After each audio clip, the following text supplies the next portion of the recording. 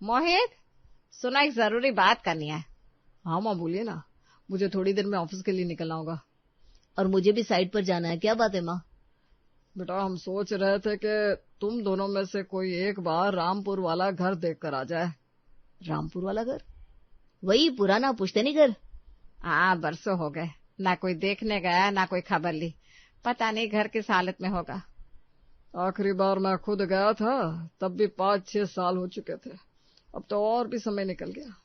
पापा सच बताऊं तो वहां जाकर मिलेगा क्या? बिल्कुल, इतनी दूर जाने का क्या फायदा? वो गांव वैसे भी बहुत पिछड़ा है। पिछड़ा है तो क्या हुआ, अपना घर है। घर तभी घर होता है माँ जब उसमें कोई रहता हो। इतने सालों से बंद पड़ा है, अब तक तो आधी दीवारें भी टूट गई होंगी। अरे टूट गई होंगी या बची होगी, ये तो वहीं जाकर देखना होगा ना। पापा आजकल किसके पास इतना समय है? पूरा दिन निकल जाएगा आने जाने में। एक दिन अपने घर के लिए भी नहीं निकाल सकते क्या? बात एक दिन की नहीं है माँ, वहां जाकर भी क्या होगा? अगर घर खराब मिला तो मरम्मत करानी पड़ेगी, उसके अलग भाग दौड़।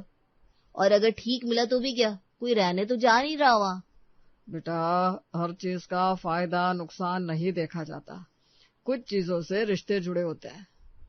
रिश्ते अपनी जगह है पापा, लेकिन हकीकत भी तो देखनी चाहिए। बिल्कुल, जो जगह सालों से खाली पड़ी हो उस पर समय लगाना समझदारी नहीं है।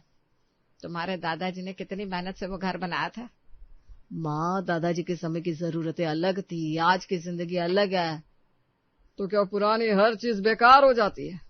बेकार नहीं होती पापा, लेकिन हर चीज को संभाल कर रखने का कोई मतलब भी तो नहीं होता। मुझे तो लगता है तुम दोनों ने पहले से ही मन बना लिया है कि वहां नहीं जाना। हाँ, क्योंकि हमें पता है वहां कुछ खास मिलने वाला नहीं है। और सच कहूं तो मैं इतनी दूर सिर्फ ये देखने नहीं जाऊंगा कि बंद घर में कितनी धूल जमा हुई है। अच्छा, मतलब तुम दोनों में से कोई नहीं जाएगा? अभी तो नहीं पापा, मेरे पास भी समय नहीं है। ठीक है, जाओ अपने अपने काम पर। अच्छा माम, निकलते हैं, शाम को मिलते हैं। देख लिया आपने? हाँ देख लिया। पहले बच्चे पूछे बिना पानी भी नहीं पीते थे, अब हमारी बात पूरी होने से पहले जवाब तैयार रहता है। गलती उनकी भी नहीं है, उन्हें वही जरूरी लगता है जिससे तुरंत फायदा दिखे। लेकिन हर चीज का हिसाब पैसे और समय से थोड़ी ना होता है। सही कह रही हो। जिस घर ने इस परिवार की शुरुआत देखी, आज उसे देखने जानने वाला कोई नहीं है। कभी कभी तो लगता है घर पुराने नहीं होते, लोगों की यादें पुरानी हो जाती हैं। और जब यादों की कीमत कम हो जाए तो अपनी बात की कीमत भी धीरे धीरे कम हो जाती है। बस यही बात तो दिल को चुभती है। चलो देखते हैं आगे क्या होता है। शायद किसी दिन उन्हें उस घर की अहमियत खुद समझ में आ जाए। सुंदर और माला बैठकर बातें करते रहे। दिन के 3 बज रहे थे। माला अपनी बहुओं के पास जाती है। सुनीता, नैन्सी, जरा सुनो। क्या हुआ मम्मी जी? हाँ बताइए। बेटा आज सूजी का हलवा खाने का बहुत मन कर रहा है, जरा बना दो तो। मम्मी जी अभी? हाँ, ज्यादा नहीं, थोड़ा सा ही बना देना। नहीं मम्मी जी, मुझसे नहीं होगा। क्यों बेटा? क्योंकि मैं कोई खाली नहीं बैठी हूँ, जब मन किया हलवा बनाना शुरू कर दूं। अरे मैंने तो बस प्यार से कहा था। प्यार से कहा या काम पकड़ा दिया माँ जी? ये कैसी बात कर रही हो तुम? बिल्कुल सही बात कर रही हूँ। आपको खुद तो कुछ करना होता नहीं, बस बहुओं को आवाज लगा दो, ये बना दो वो बना दो। सुनीता, अरे क्या गलत काम मैंने? सुबह से शाम तक घर का कोई भी काम हो, आखिर में नाम तो हमारा ही आता है ना। मैंने कभी तुम लोगों पर जबरदस्ती की है? जबरदस्ती नहीं, लेकिन हर दूसरे दिन कोई ना कोई फरमाइश जरूर होती है। तो क्या अब मैं अपने मन की बात भी नहीं कह सकती? कह सकती हैं, लेकिन हर बात पूरी करना हमारी जिम्मेदारी नहीं है। 5 मिनट का तो काम है बेटा। 5 मिनट? फिर गैस जलाओ, कढ़ाई निकालो, सूजी भूनो, बर्तन धो। करने वाले को पता होता है 5 मिनट कितना होता है। तुम लोग तो बात का बतंगड़ बना रही हो। नहीं मम्मी जी, आज पहली बार साफ साफ बोल रहे हैं। साफ साफ क्या बोल रहे हो? यही कि हर समय हमें काम मत बताया करिए। मैं तुम्हारी सास हूँ, कोई बाहर वाली नहीं। सास है तो इसका मतलब ये नहीं जब मन करे काम बता दे। हद है, हलवा बनाने को कहा है, पहाड़ तोड़ने को नहीं। हमें तो दोनों एक जैसे लगते हैं, क्योंकि काम आखिर हमें ही तो करना पड़ता है। पहले की बहुएं घर के बड़े बुजुर्गों की बात का मान रखती थी। और पहले के जमाने की बातें पहले के जमाने में ही अच्छी लगती है। मतलब अब बड़ों की कोई इज्जत नहीं रही? इज्जत अपनी जगह माँ जी, लेकिन हर बात मानना जरूरी नहीं है। तुम लोग तो बहुत बदल गई हो। नहीं मम्मी जी, हम बदले नहीं है, बस हर बात पर हाँ हाँ बोलना बंद कर दिया है। अच्छा, हमें देर हो रही है, हलवा नहीं बन पाएगा। और मुझे भी दूसरा काम है। ठीक है, जाओ। जी नमस्ते। देखा आपने, सब सुन रहा था। अब बहुएं भी मुंह लगाकर जवाब देने लगी है। तुम भी न जाने किस उम्मीद में रहती हो माला। अरे पर मैंने ऐसा क्या कह दिया था? कुछ कहा नहीं था, लेकिन अब जमाना बदल गया है। बदल गया है तो क्या बड़ों से बात करने का तरीका भी बदल जाएगा? जब बच्चे नहीं सुन रहे तो बहुओं से क्या उम्मीद करना। पहले बेटे बात टाल गए, अब बहुएं सीधा मना करके चली गई। सच कहूं तो मुझे तो हैरानी भी नहीं हुई, पर मुझे हुई है, क्योंकि तुम अभी भी सोचती हो कि घर में तुम्हारी बात पहले जैसे मानी जाएगी। तो क्या गलत सोचती हो? गलत नहीं सोचती हो, बस पुराने समय में जी रही हो। बहुत अजीब लगता है ये। मुझे भी लगता है, लेकिन अब यही सच है कि इस घर में सब अपने मन के मालिक हैं। और हमारी बात अब सिर्फ सुनी ही जाती है, मानी नहीं जाती। एक तरफ सुंदर और माला बैठकर बातें कर रहे थे, दूसरी तरफ आज मोहित अपने ऑफिस में जल्दी काम खत्म कर चुका था।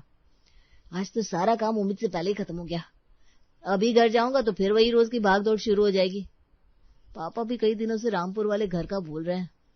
चलो एक बार देख कर ही आता हूँ। वैसे भी बार बार वही बात सुनने से अच्छा है कि जाकर देख लिया जाए। मोहित अपनी कार से रामपुर पहुंचता है। ये वही रामपुर जाने वाली सड़क है?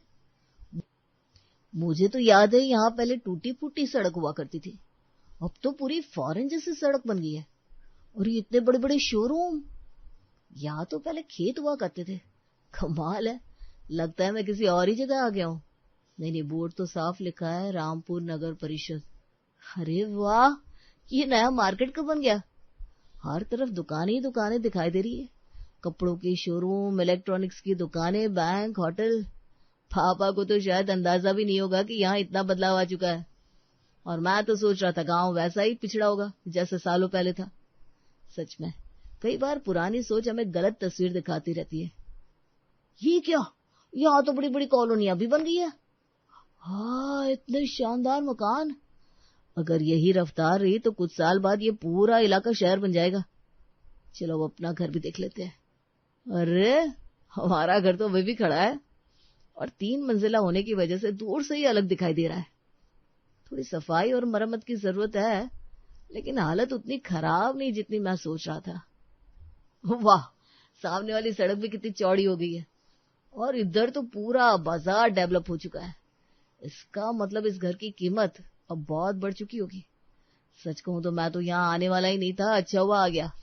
और उससे भी अच्छा हुआ कि मैं अकेला आया हूँ। अगर भैया मेरे साथ होते तो उन्हें भी सब दिखाई दे जाता। अभी तक तो हम दोनों यही समझ रहे थे कि रामपुर एक बेकार और पिछड़ा गांव है, लेकिन हकीकत तो बिल्कुल उल्टी निकली।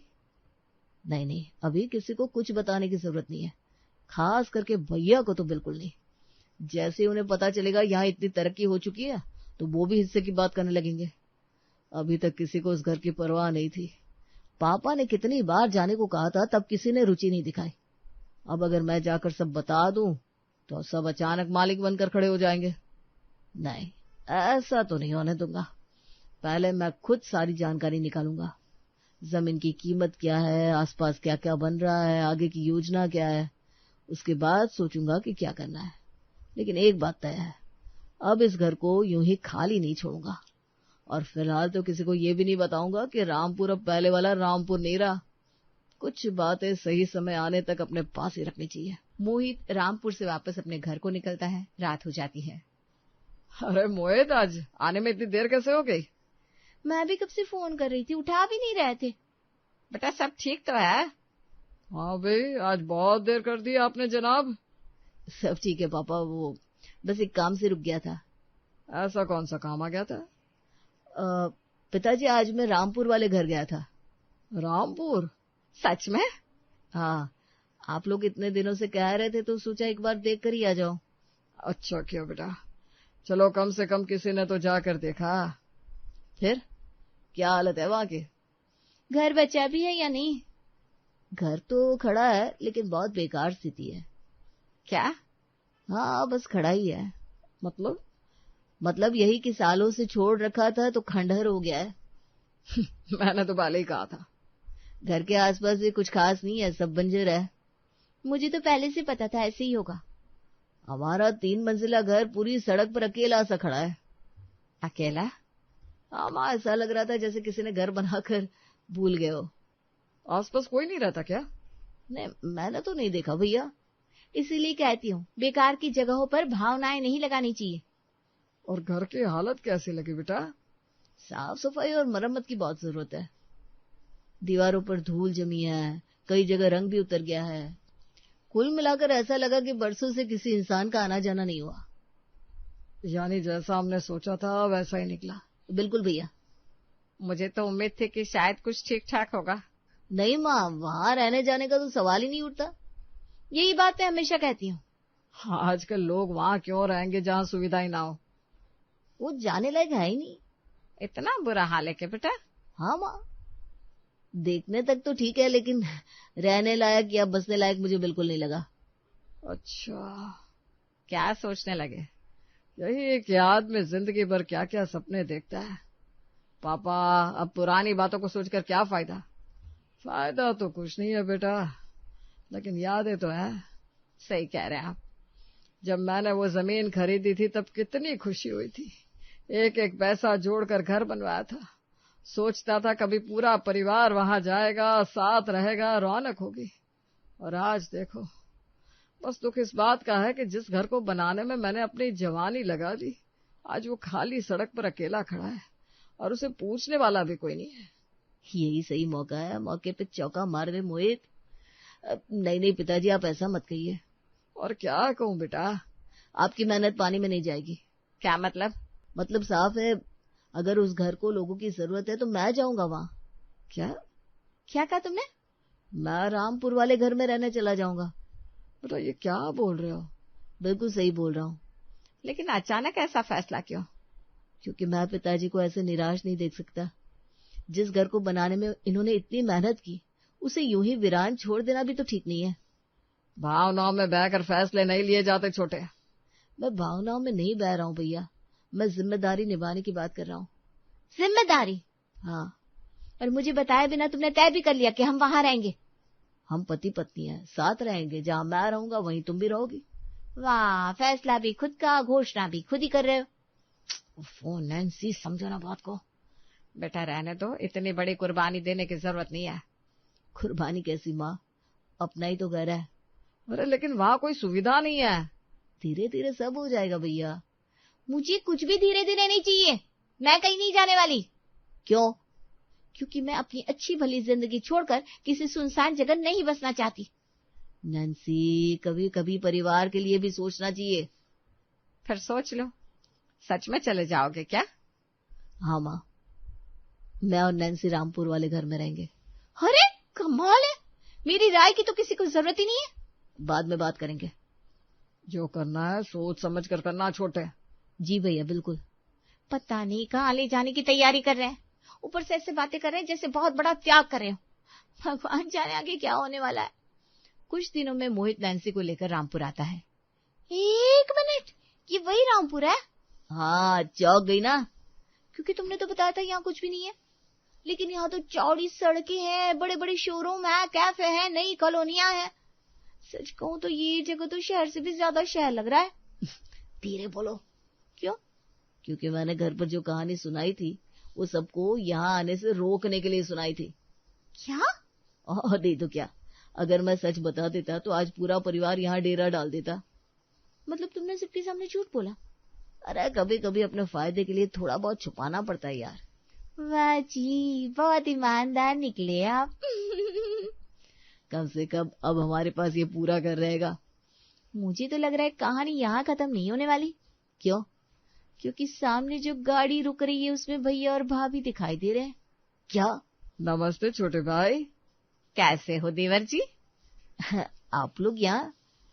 हमने तो सोचा हम भी तो देखे हमारा छोटा भाई इतना बड़ा बलिदान क्यों दे रहा है।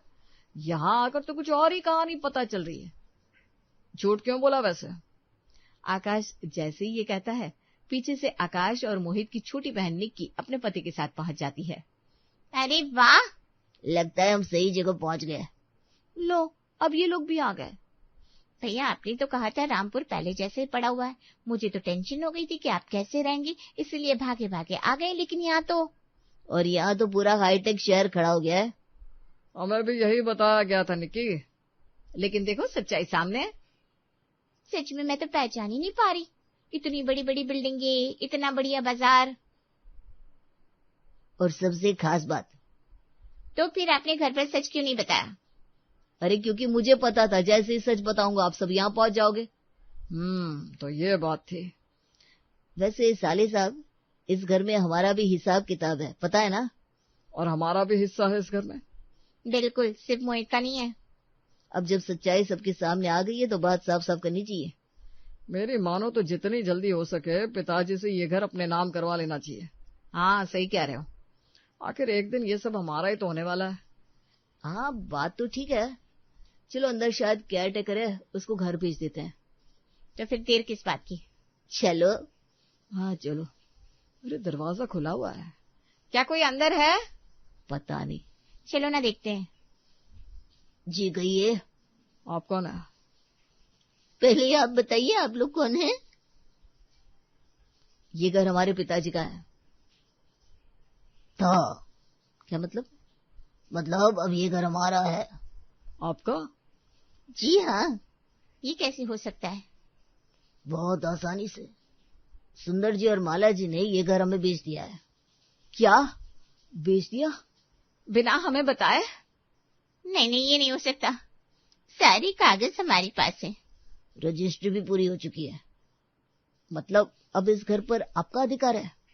बिल्कुल। लेकिन पिताजी ने ऐसा क्यों किया? हमें तो कुछ बताया भी नहीं। यकीन नहीं हो रहा। मैं अभी माँ को फोन लगाती हूँ। भाग्यवान, जल्दी करो। अगर ऐसे ही तैयारी करती रही तो फ्लाइट निकल जाएगी। अरे आ रही हूँ आ रही हूँ। ये टोपी कैसी लग रही है? बहुत बढ़िया। इतने सालों बाद घूमने जा रहे हैं, थोड़ा स्टाइल तो बनता है। हाँ जी बिल्कुल बनता है। और सुनो सच कहूँ? क्या? अच्छा हुआ आपने रामपुर वाला घर बेच दिया। और नहीं तो क्या, आखिर कब तक खाली पड़ा रहता है। सही बात है। हमने जिंदगी भर क्या नहीं किया बच्चों के लिए। पढ़ाया लिखाया, अच्छे घर बसाए, इसीलिए कि जरूरत पड़ने पर हमेशा साथ खड़े रहे। लेकिन जब हमें उनकी जरूरत थी तब किसी के पास 5 मिनट का समय नहीं था। इसीलिए आपने घर बेचने का फैसला कर लिया। कम से कम उस घर से मिले पैसों का आनंद तो हम खुद ले सकते हैं, और पहली बार अपने लिए जी सकते हैं।